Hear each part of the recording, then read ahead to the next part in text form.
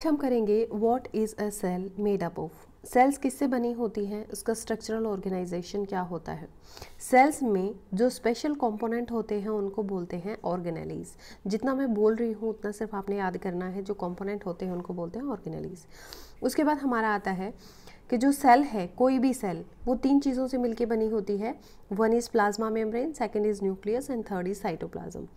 All activities, जितनी भी activity cell में होती हैं वो सेल के अंदर होती हैं और उसके इंटरेक्शन से होती हैं। इंटरेक्शन किससे होता है? एनवायरनमेंट से। हमने तीन चीज़ें अभी तक पढ़ी हैं कि जो सेल के कंपोनेंट होते हैं उनको ऑर्गेनेलीज बोलते हैं। सेल तीन चीज़ों से मिलकर बनी होती है, प्लाज्मा मेम्ब्रेन, न्यूक्लियस और साइटोप्लाज्म। हम ये कह सकते हैं कि जब ये तीनों चीज़ें जहाँ प्रेजेंट हैं वो एक सेल बना रही है। ठीक है, सभी एक्टिविटीज़ होती हैं सेल के अंदर और सेल का इंटरेक्शन होता है एनवायरनमेंट से, तब वो एक्टिविटीज़ हो सकती हैं।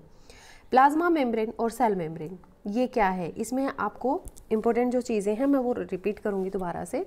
आउटर मोस्ट जो कवरिंग होती है सेल की, जो कि सेल कंटेंट को, जो सेल कंटेंट मतलब सेल के अंदर जितना कुछ भी पड़ा है, इसको, ये न्यूक्लियस है, ठीक है, इस कंटेंट को बाहर के एनवायरनमेंट से सेपरेट करती है। Outermost covering of a cell that separate the content of a cell from its external environment, वो क्या होती है? Cell membrane. Plasma membrane allow करती है या परमिट करती है किसको? Entry and exit of some material in and out of the cell. कुछ की एंट्री करवाती है अंदर, कुछ की एंट्री करवाती है बाहर की साइड, कुछ को एग्जिट करने में मदद करती है, सेल से बाहर जाने में मदद करती है। ये सेल के काम है। तो हमने सेल के बारे में क्या पढ़ा? सेल तीन चीज़ों से मिलकर बनी होती है। कि कौन कौन सी चीज़ें? साइटोप्लाज्म, न्यूक्लियस और प्लाज्मा मेम्ब्रेन। प्लाज्मा मेम्ब्रेन में क्या पढ़ा? आउटर मोस्ट कवरिंग है, वो उसके एनवायरनमेंट से उसको अलग रखती है। ये अलाउ करती है एंट्री और एग्जिट को, कुछ मटेरियल्स को के एंट्री एग्जिट को सेल के अंदर और बाहर जाने देती है। ठीक है, सेल मेम्ब्रेन को सेलेक्टिवली परमिएबल कहते हैं क्योंकि वो परमिट करती है कुछ एक सब्सटेंसेस को। ठीक है, कुछ मटेरियल जा सकता है और कुछ आ सकता है, इसीलिए वो सेलेक्टिवली परमिएबल है। ये इंपॉर्टेंट टर्म है, आपको याद रखनी है। समझ गए? उसके बाद आता है कि जैसे कि हमारे कार्बन डाइऑक्साइड और ऑक्सीजन है, ये आपको एक्सप्लेन करके बता रखा है, मैं आपको शॉर्ट में समझा रही हूँ। क्वेश्चन ये आया हुआ था एक बार कॉम्पिटिटिव एग्जाम में कि जो कार्बन डाइऑक्साइड और ऑक्सीजन होता है वो किस तरह से सेल के अंदर और बाहर जाती है। ठीक है, कार्बन डाइऑक्साइड सेल से बाहर आती है एनिमल्स के केस में, और प्लांट्स में कार्बन डाइऑक्साइड सेल के अंदर जाती है। कौन सी प्रोसेस से जाती है? डिफ्यूज़न या फिर वैसे ही परमिएबिलिटी की वजह से, कोई और टर्म दे देंगे दो चार आपको, तो आपको याद रखना है कि ये डिफ्यूज़न से जाती है। ठीक है, अब मैं कन्फ्यूजिंग करने वाली स्टेटमेंट बताती हूँ जो एग्जाम में देते हैं। Therefore there is spontaneous movement of a substance from a region of high concentration to a region where its concentration is low. ये क्या दिया हुआ है? ये डिफ्यूजन की डेफिनेशन दी हुई है। ठीक है, तो आप इसको कैसे लर्न करेंगे कि हम अगर एक कॉर्नर में कमरे में स्प्रे डालते हैं तो वो पूरे कमरे में फैल जाता है, इस प्रोसेस को डिफ्यूज़न कहते हैं। आपने क्या याद करना है? सिर्फ डिफ्यूज़न। इसमें हमने कोई मेम्ब्रेन नहीं लगा रखी है ना, जैसे ही स्प्रे डालोगे कमरे में पूरे में वो फैल जाएगा, मतलब हाई कंसंट्रेशन से, जहाँ से आपने स्प्रे डाला था वहाँ से पूरे कमरे में फैल जाता है क्योंकि पूरे कमरे में कंसंट्रेशन लो है। तो ये चीज़ इंपॉर्टेंट है कि यहाँ पे हाई कंसंट्रेशन से लो कंसंट्रेशन पे मूवमेंट होती है। इतना ही क्लियर कर लो अपने दिमाग में कि डिफ्यूज़न से गैसियस एक्सचेंज होता है सेल में। अब बात आती है एग्जाम्पल की, CO2 जैसे है। ठीक है, ये CO2 हमारी सेल में सेलुलर वेस्ट है, हमें नहीं चाहिए CO2, तो इसको सेल कैसे बाहर निकालेगी? ये हमारी सेल में ज़्यादा मात्रा में अगर अक्यूमुलेट हो जाता है सेल के अंदर तो क्या होता है? एक्सटर्नल एनवायरनमेंट में इसका कंसंट्रेशन कम दिखेगा, है ना, क्योंकि हमारी सेल तो इतनी सी है, इसमें CO2 भर गया तो कंसंट्रेशन यहाँ ज़्यादा है, यहाँ पे थोड़ा थोड़ा CO2 है तो यहाँ कंसंट्रेशन कम है। तो ये डिफ्यूज़न के थ्रू हाई कंसंट्रेशन से लो कंसंट्रेशन में जाएगा। समझ गए? As compare to inside the cell, ये वही कंपेरिजन करके बता रखा है। As soon as there is a difference of concentration of CO2 inside and outside, जैसे ही बाहर और भीतर उसका कंसंट्रेशन बढ़ रहा है या घट रहा है तो वैसे ही सेल में के अंदर और बाहर की तरफ मूवमेंट होना शुरू हो जाता है। अब क्या होता है, जैसे प्लांट के केस में, प्लांट तो उसको CO2 को यूज़ कर लेते हैं कार्बोहाइड्रेट्स मैन्युफैक्चरिंग में, तो क्या होता है कि बाहर की जो CO2 है उसका लेवल ज़्यादा होता है और वो प्लांट के अंदर आ जाती है। क्लियर हो गया ये कि ये लो कंसंट्रेशन की तरफ मूव कर रही है, इसको क्या बोलते हैं, डिफ्यूजन। इसी चीज़ को बार बार बता रखा है तो ये इंपॉर्टेंट तो होगा ही एग्जाम्स की वजह पॉइंट ऑफ व्यू से, है ना। इसी तरह से ऑक्सीजन, ऑक्सीजन की ज़रूरत हमें है, प्लांट्स को ऑक्सीजन की ज़रूरत नहीं है, प्लांट अंदर ही ऑक्सीजन बना रहे हैं तो इसलिए वहाँ कंसंट्रेशन ज़्यादा हो जाती है और ज़्यादा होने की वजह से वो बाहर निकलना शुरू हो जाती है। तो ऑक्सीजन हो चाहे CO2 हो, वो डिफ्यूज़न की प्रोसेस से ही जाते हैं, क्योंकि जो लेवल है उनका सेल के अंदर और सेल के बाहर उनकी कंसंट्रेशन जो है वो वेरी कर जाती है और इसीलिए डिफ्यूज़न हो जाता है।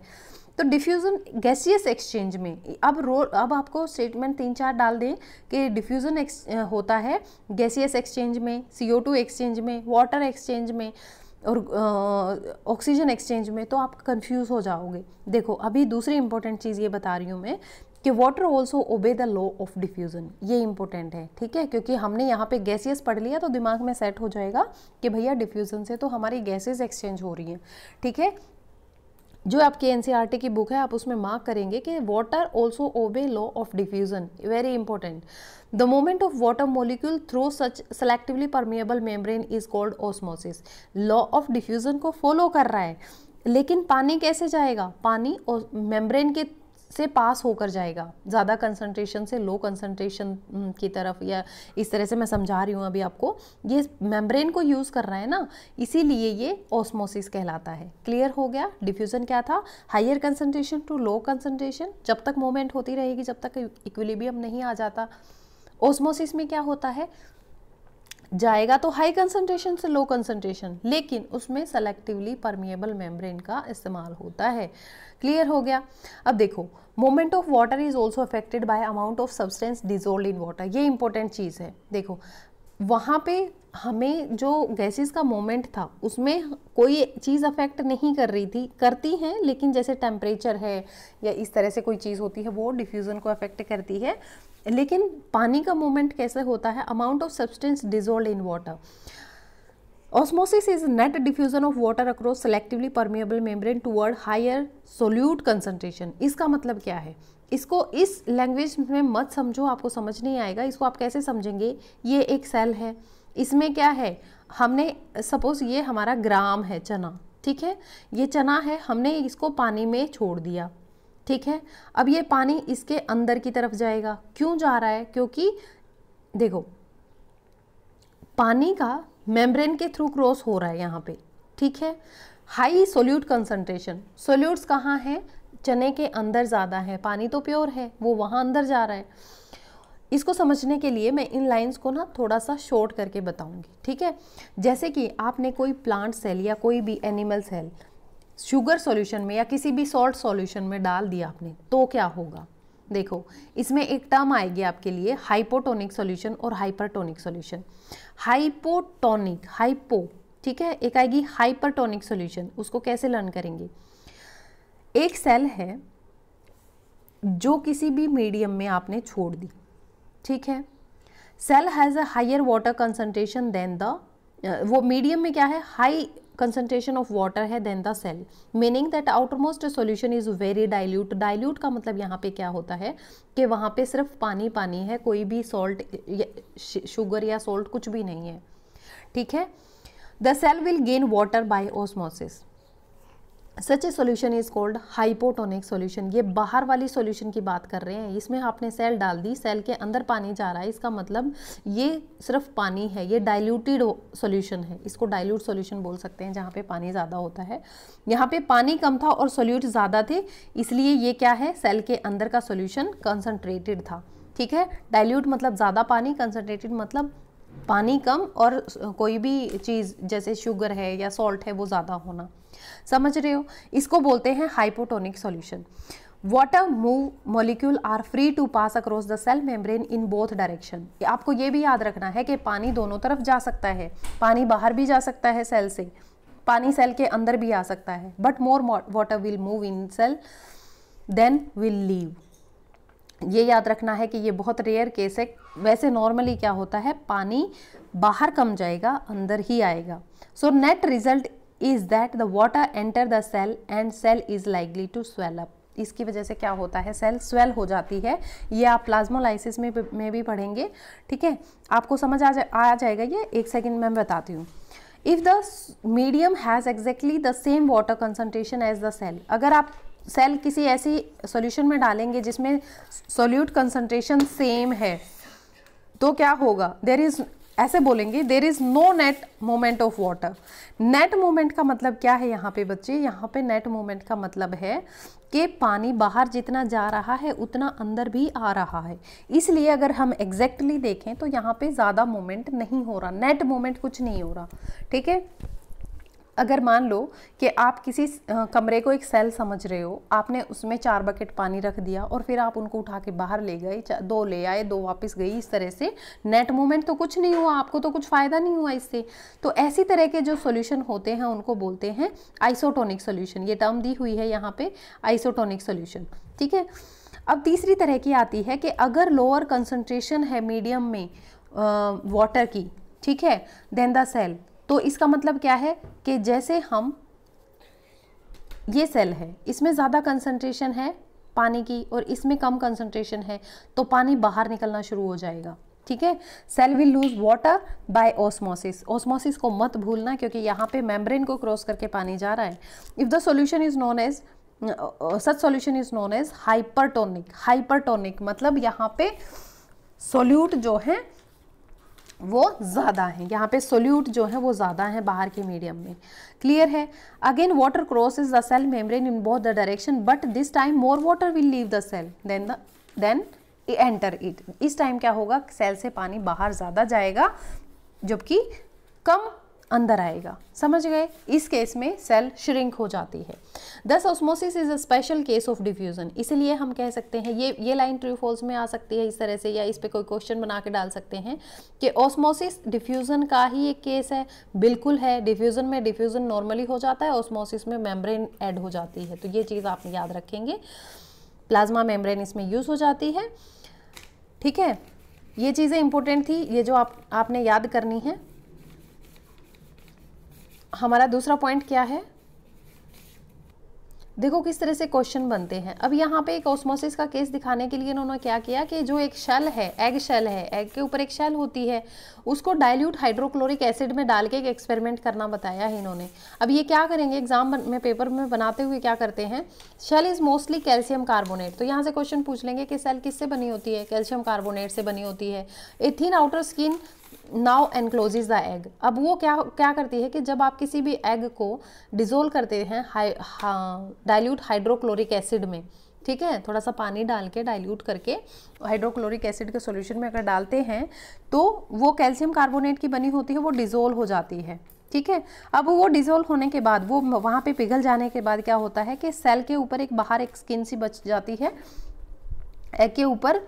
इसकी वजह से क्या होता है, put the egg in water and observe after 5 minutes. 5 minute के बाद आप देखेंगे कि तो क्या हो जाएगा, वो एग जो है वो स्वेल हो जाएगा क्योंकि मेम्ब्रेन से पानी अंदर आना शुरू हो गया। Similar place a similar D shelled egg in concentrated salt solution. देखो अगर आप इसी तरह से एग शेल को रिमूव करने के बाद उसको कंसनट्रेटेड सॉल्ट सॉल्यूशन में डालेंगे तो सॉल्ट सॉल्यूशन की तरफ पानी जाएगा, ठीक है। Water passes out of the cell solution into the salt solution because the salt solution is more concentrated. क्योंकि इसमें क्या है, जो सॉल्ट कंसनट्रेशन है वो ज़्यादा है बाहर वाले पानी में। इसको कैसे याद करेंगे, देखो आपने एक बर्तन में नमक डाला, ठीक है, इसमें नमक रख दिया। अब दूसरे बर्तन में यहाँ पे क्या होगा, इसको छोड़ो, यहाँ पे नमक डाल दिया तो आप थोड़ी देर में देखोगे कि जो जिस बर्तन में नमक था उसमें आपको मॉइस्चर ऑब्जर्व हो रहा है। मतलब जहाँ पे सॉल्ट या किसी भी चीज़ की कंसंट्रेशन ज़्यादा है आयंस की, वहाँ पे उसकी तरफ पानी जाता है, ठीक है। इसको याद कर लो कि ये जो सॉल्ट होते हैं जितने भी, ये पानी को अपनी बीवी समझते हैं, वो भाग के पानी उनके पास आ जाता है। समझ गए। Put dried raisins and apricot in plain water and leave them for some time. देखो आप अगर कोई भी चीज़ें ड्राई फ्रूट्स पानी में डाल के छोड़ देते हो तो वो क्या करते हैं, वो फूल जाते हैं, ठीक है। Then place them into concentrated solution of sugar और सॉल्ट। जब वो फूल जाएंगे, स्वेल हो जाएंगे, तब आप उनको सॉल्ट या किसी और चीज़ में डालो तो उनका पानी सॉल्ट की शुगर की जो कंसंट्रेशन वाला सॉल्यूशन है उसमें निकलना शुरू हो जाएगा, ठीक है। Each grain each gains water and swell when placed in water. जब उनको पानी में डाला था तो वो स्वेल हो गए, लेकिन जब कंसंट्रेटेड सॉल्यूशन में डाला तो उन्होंने वाटर को लूज कर दिया और वो श्रिंक हो गए। समझ गए। Absorption of water by plant root is also example of osmosis. Absorption जो है पानी का प्लांट रूट जो करती हैं वो भी ऑस्मोसिस के थ्रू होता है। समझ गए। तो इसका मतलब यहाँ पे कंक्लूजन ये है कि पानी का जहाँ जहाँ एब्जॉर्प्शन हो रहा है भैया सब जगह पे आपका ऑस्मोसिस प्रोसेस यूज हो रही है। ठीक है। Diffusion is important in exchange of gases and water in the life of a cell. Diffusion बहुत ज़्यादा जरूरी है जहाँ पे गैसियस का और वाटर का एक्सचेंज होता है किसी भी सेल में। In addition to this the cell also obtain nutrition from its environment. इसके अलावा सेल जो होती हैं वो एब्जॉर्ब करती हैं न्यूट्रिएंट को अपने एनवायरनमेंट से, वो भी इसी प्रोसेस से होती हैं। देखो यहाँ पे इस लाइन को कितने चालाकी से लिखा है इन्होंने कि डिफ्यूजन एक इंपॉर्टेंट प्रोसेस है in exchange of gases and water in the life of a cell. मैंने इसको फिर रेड किया है। इन एडिशन टू दिस, इसके अलावा सेल और क्या क्या करती है, cell also obtain nutrient from its environment. Environment से न्यूट्रिएंट भी इसी प्रोसेस से मिलता है। सारी चीज़ें धीरे धीरे इन्होंने बता दी। प्लाज्मा मेम्ब्रेन जो होती है वो फ्लेक्सिबल होती है, ऑर्गेनिक मॉलिक्यूल्स की बनी होती है। कौन से ऑर्गेनिक मॉलिक्यूल, आपको ये क्वेश्चन डाल देंगे कि plasma membrane is made up of, लिख देंगे lipid and proteins, organic molecules और कुछ डाल देंगे तो आप कंफ्यूज हो जाओगे कि ऑर्गेनिक मॉलिक्यूल डालें या लिपिड प्रोटीन क्या डालें। तो लिपिड और प्रोटीन्स हैं वो ऑर्गेनिक मॉलिक्यूल्स ही हैं। ठीक है। तो डिपेंड करता है कि एग्जामिनर आपको किस तरह से बेवकूफ़ बनाएगा। Plasma membrane only, however we can observe the structure of the plasma membrane. अच्छा, प्लाज्मा मेम्ब्रेन का जो स्ट्रक्चर है वो इलेक्ट्रॉन माइक्रोस्कोप से ही देखा जा सकता है। स्ट्रक्चर की बात कर रहे हैं, प्लाज्मा मेम्ब्रेन तो आपको दिख जाएगी, लेकिन जो वो उसमें लिपिड और प्रोटीन की बात है ना, वो किस रेशो में है, किस तरह से एम्बेडेड होती हैं प्रोटीन्स उसमें, लिपिड्स में, ये सारा हम इलेक्ट्रॉन माइक्रोस्कोप से ही देख सकते हैं। समझ गए। उसके बाद होता है आता है कि flexibility of a cell membrane also enables the cell to engulf in food and other material from its external environment. जो हमारी सेल है ना वो बहुत ज़्यादा फ्लेक्सिबल होती है, सेलेक्टिवली परमिएबल हमने पढ़ लिया। फिर दूसरा पॉइंट है कि वो फ्लेक्सिबल होती है। एनवायरनमेंट से फूड कैसे लेती है, ये अमीबा का एग्जाम्पल है। ठीक है। और जो खाना या कोई भी चीज़ मटेरियल लेने की प्रोसेस उसको एंडोसाइटोसिस बोलते हैं। ये आपने पढ़ ली होगी पहले ही, आसान है। Amoeba acquire its food through such processes. इस तरह से अमीबा क्या है, अपना खाना लेता है। How do substances like CO2 and water move in and out of the cell. किस तरह से CO2 और जो वाटर है वो मूव करते हैं सेल के अंदर और सेल के बाहर, ये डिस्कस करना है आपने। तो आप अच्छे से बता सकते हो कि जैसे कंसंट्रेशन बढ़ती है तो वहाँ पे वो मूव कर जाते हैं डिफ्यूज़न की प्रोसेस से। ठीक है। और वाटर का आप बताओगे कि सेमी परमिएबल जो हमारी प्लाज्मा मेम्ब्रेन है वो क्रॉस करती है, इसलिए ये डिफ्यूज़न का प्रिंसिपल तो है, लेकिन ये क्या है, ऑस्मोसिस कहलाता है इस केस में।